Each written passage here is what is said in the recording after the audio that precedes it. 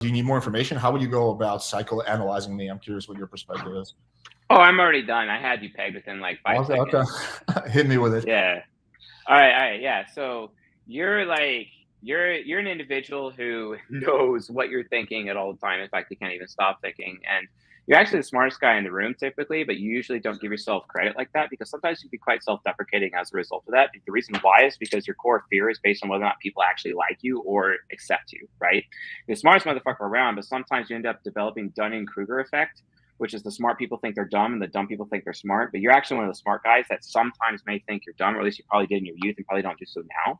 You're very aware of the moment. You live consistently in the moment, and such that you care very much about precise performance, right? Such that you want to make sure that you have something concrete to show for your efforts at the end of the day. If you don't have that, then that actually bothers the fuck out of you because then you actually feel bad about yourself for not actually performing properly.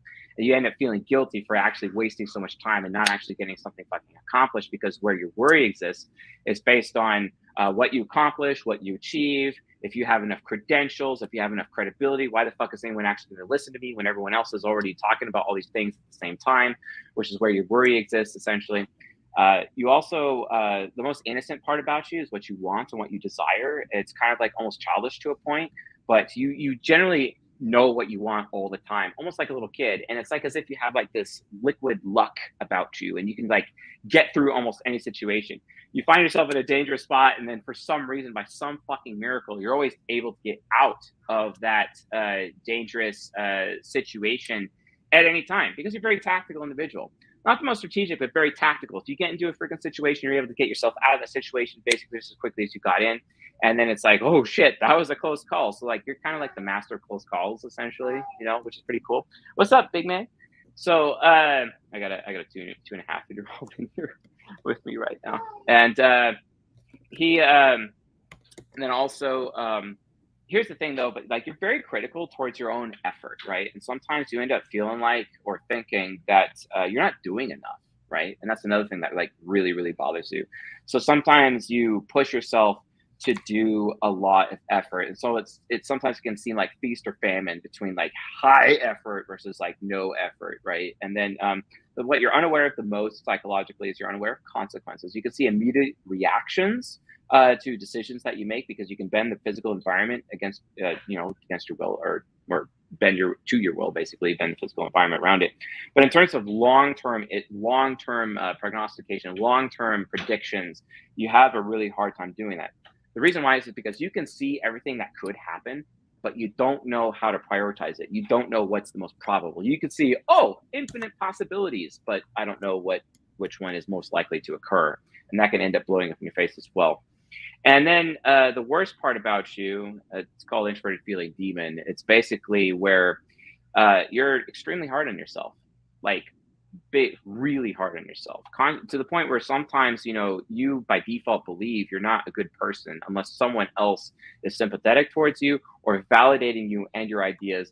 And only then do you actually end up accepting that you're actually good. And so your life arc basically as a person is to try to get to a point where you are trying to reach a level of self-acceptance without anyone else's acceptance around you, essentially. And that's a huge struggle for people like you who have that issue. Also, people like you are amazing adrenaline junkies.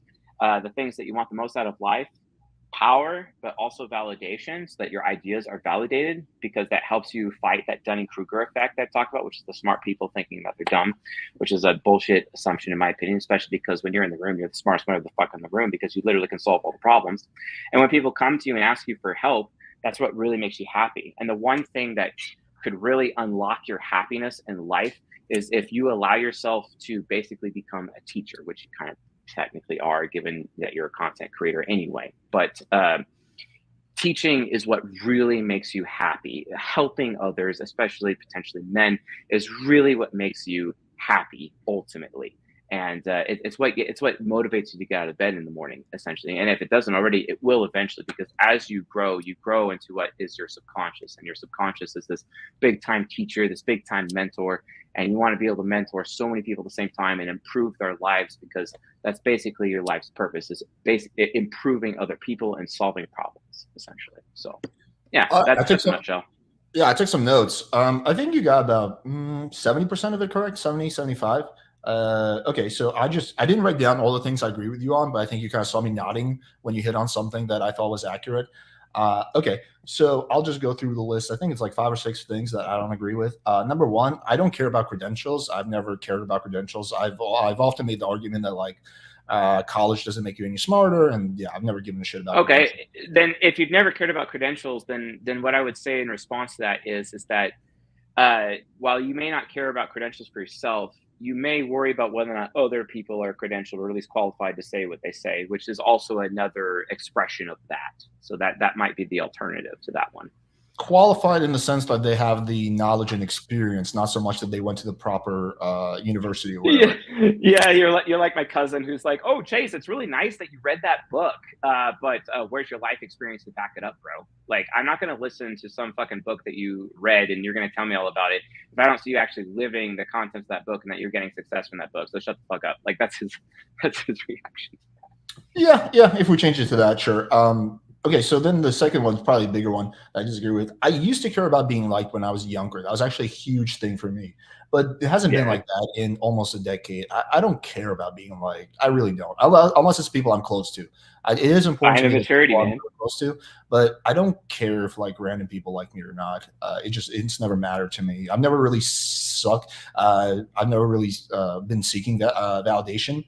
Power, yes, I think you hit the nail on that one, but I think that's a lot of people.